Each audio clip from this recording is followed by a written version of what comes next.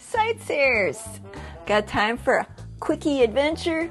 Well, you're in luck because I was doing a little bit of research and came across this really kind of fascinating or bizarre tale associated with this old abandoned church that's basically out in the middle of nowhere. And I was just kind of floored because a few years back I'd gone out there and explored it and never realized the connection that I'm about to share with you. So if you've got nothing going on for the next, I say 12 minutes, I got a few hours and we're going to hop in the car and I'm going to bring you there now.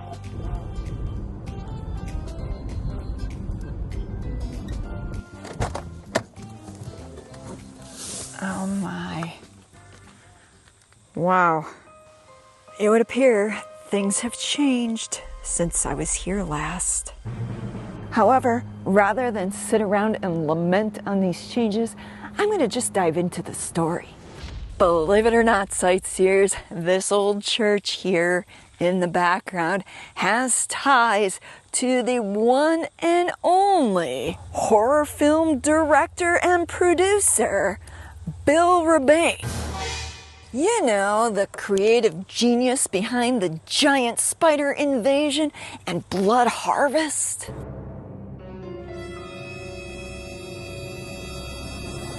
Yes, that Bill Rebane.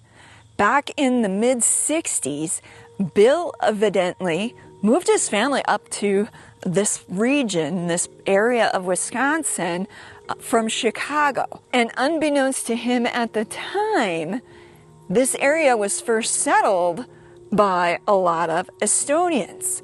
Why that matters is because standing in front of me is the very first church, Estonian church, ever built in America.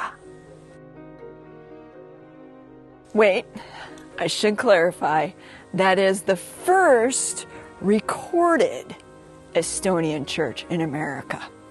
And what does that even have to do with Bill? Well, for those of you who are unaware, Bill himself is Estonian. He's an Estonian American. And when he got to this area, and after living around for a few years, he stumbled upon this church. And after talking with one of its original founders, Albert Sami or Sami, I'm not sure on the pronunciation, it's spelled S-O-M-M-I. One of you can correct me in the comment section below. Anyways, what Bill learned after talking to Albert is that his final wish, his biggest desire, was that the church would remain a reminder to all Estonians of the early Estonian immigrants to America. Now, I can only imagine, since I wasn't privy to that conversation between Bill and Albert, how perhaps that all played out. What I can tell you, though, is that in 1994, Bill was instrumental in reinstating the church's original founded name. And at some point, Bill and his family established a nonprofit, which, according to information online, now owns the church. Pretty crazy, huh?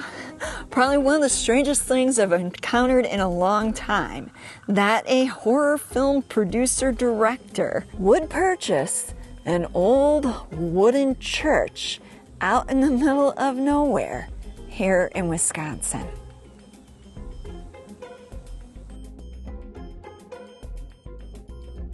Now, it's been a lot of years since I was last out here, and I can tell you it looks different.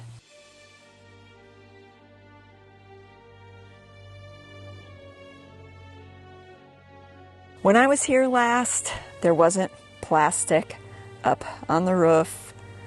The windows weren't all boarded up.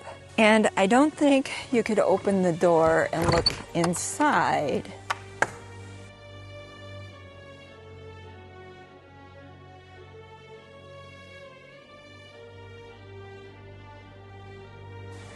It does appear that they are slowly trying to restore the church. According to what I read online, Bill's vision for this place is to have the property developed so that there are camp spots where people can come out and camp, and that people would be able to utilize the church. As for why it hasn't happened yet, well, I'm pretty sure it has to do with the lack of money or funds and the lack of volunteers in helping to rehab this place. You know, the thing about this church is that for a lot of years it sat abandoned, even before Bill came upon it. And since then, with the ownership being under the nonprofit and not having somebody here, I suppose, always checking on the church, it's been an easy target for vandals.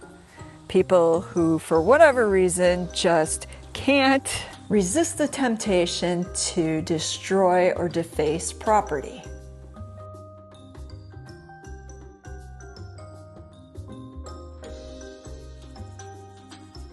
Apparently, this has also been a popular spot for people to leave garbage. I don't know if that's what this is about. As you can see, they do have some old church pews in here. I don't know if these pews are original to the building.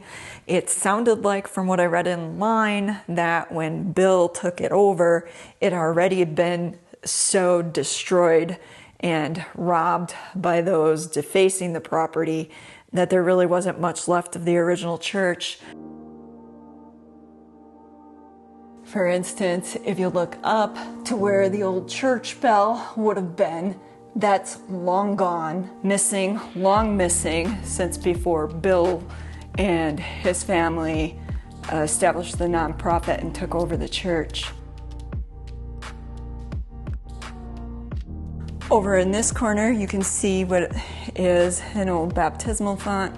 I don't know if this is original to the church or if it was found elsewhere and brought here. Back over here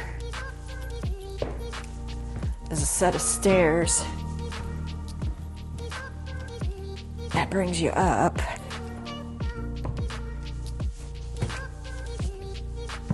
Into this other section.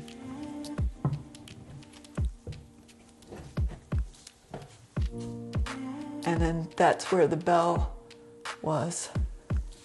This is a really unique piece of history, of American history, not just Wisconsin history, but American history, because if you recall, I said earlier that this is the very first recorded Estonian church ever built in America. It would be nice if it could someday be finished, you know? If they could gather enough funds, enough monies and volunteers to finish the church and then develop the property. I'm just going to pop up on the screen for you the information concerning where, if any of you are interested in donating some money towards the restoration of this church, that you can. Hey, pardon the interruption, but I just wanted to clarify for you that there used to be a link to a GoFundMe that allowed you to donate directly to Bill's cause to the nonprofit. However, when I opened it up, it's showing that the page has been, that you're not able to donate using that link anymore. I don't know why. Thus, I included his information that's available publicly on his website. That way, if you are so inclined, you could reach out to him directly. I almost forgot. I've got one more thing I want to say, and then we'll get back to our adventure. And that is, I wanted to give a quick shout out to Sue and Belle from Illinois. Sue and Belle recently tipped our trip jar and made sure that Leo was able to get some new treats. So thank you, Sue and Belle, for being so generous. All right, now let's get back to the adventure. Now, supposedly there is a cemetery around, that goes with the church. but I don't know where that would be. I guess it wouldn't hurt to take a little look-see. I'm just not a huge fan of walking through the tall grass because we are in the North Woods and we have these things called ticks, but I'll take one for the team and see if we can maybe find the cemetery. There used to be an old camper that was just sitting out here and of course vandalized like the church. If I remember right, the windows were all busted out of it and it appeared to be more of a mouse motel than anything else.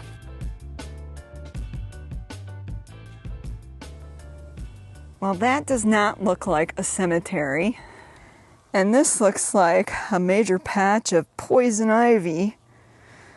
So I don't think I'm going any farther. Call me a Chicken Little, but I think I'm going to head back to the car. If there's a cemetery here, it's pretty well hidden and obviously not being maintained.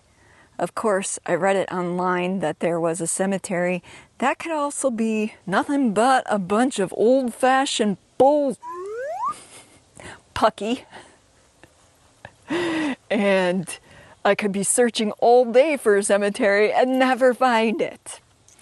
If you happen to know, let me know. Obviously, you know, people are going to recognize this place. I didn't put out the location just because of its history. Yet I'm sure if somebody wants to, they'll figure it out.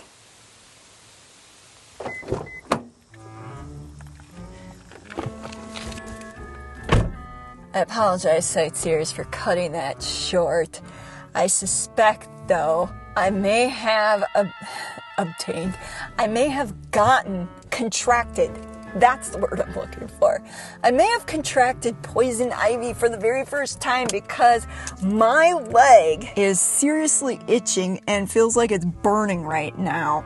And I really just need to take these shoes off and my sock and hopefully not spread it around, because I guess the thing about poison ivy is that it's very easily spread from clothing to skin to wherever, because the oils, I guess, are just like really hard to, and I just want to scratch. But that's not a good idea. So what I'm going to do now is attempt to drive home and call it a day. There goes the contaminated sock. Do I put the shoe back on? That's probably contaminated as well. Hopefully I don't end up spreading these oils, poison ivy oils, elsewhere, because right now, like I said, my foot is just itching and burning and I've got nothing to wash up with, and I should just really head home. Until next time.